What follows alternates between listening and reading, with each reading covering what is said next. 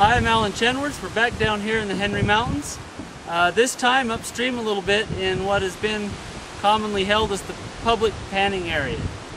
It's actually one of the best areas in the region to pan. The Eckers own all this. You'll have to excuse me, it's pretty windy. I hope you can hear me over the wind. The Eckers own all this around us, and in order to keep people out of their commercial mining operations, and especially away from the heavy equipment, they've kind of set this area aside for general public use. If you look behind me, there's a cabin.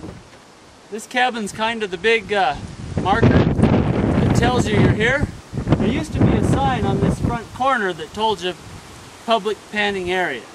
The sign is gone, but as far as I know, the area is still reserved for public panning, and they haven't been kicking anyone off. As I mentioned, this is one of the better areas to pan on Crescent Creek. Right behind me over here, we actually have flowing water, and there'll be water here most of the year. And just below us through this canyon, there's actually an area that's been reclaimed, that was mined commercially, with pretty good results.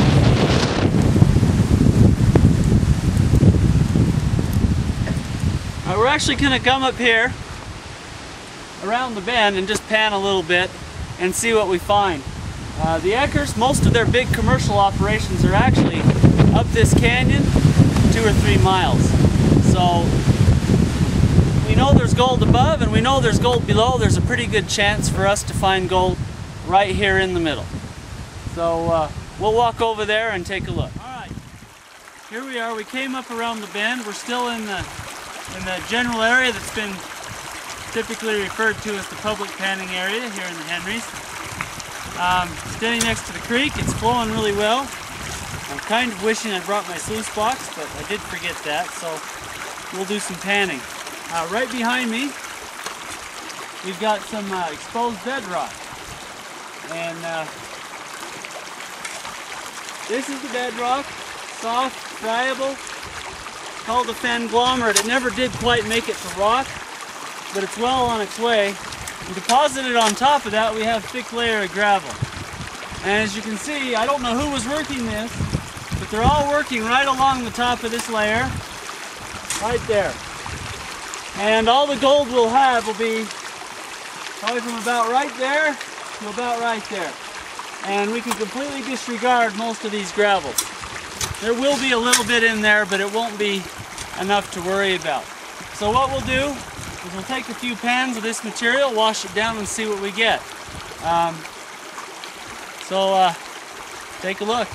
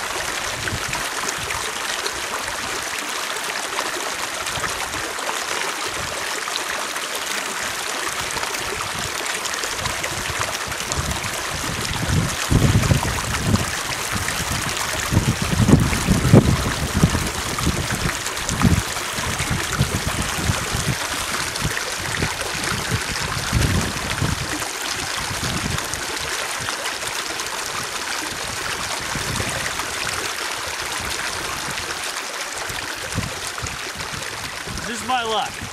There's not much in this. There's one little tiny speck of gold.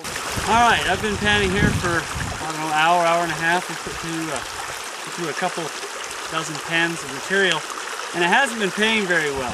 This isn't a very rich spot. We did get some nice flakes. One thing I usually do, and I know I've talked about it before, but I throw everything I get into a second separate pan that I can use just for all the concentrates. And it makes cleanup a lot quicker, so I just dump everything in one and clean it up all at once at the end.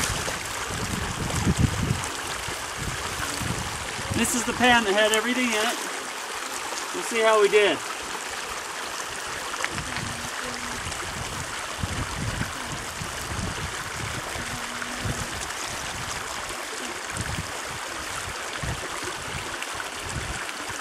I'll wash that down to just about nothing.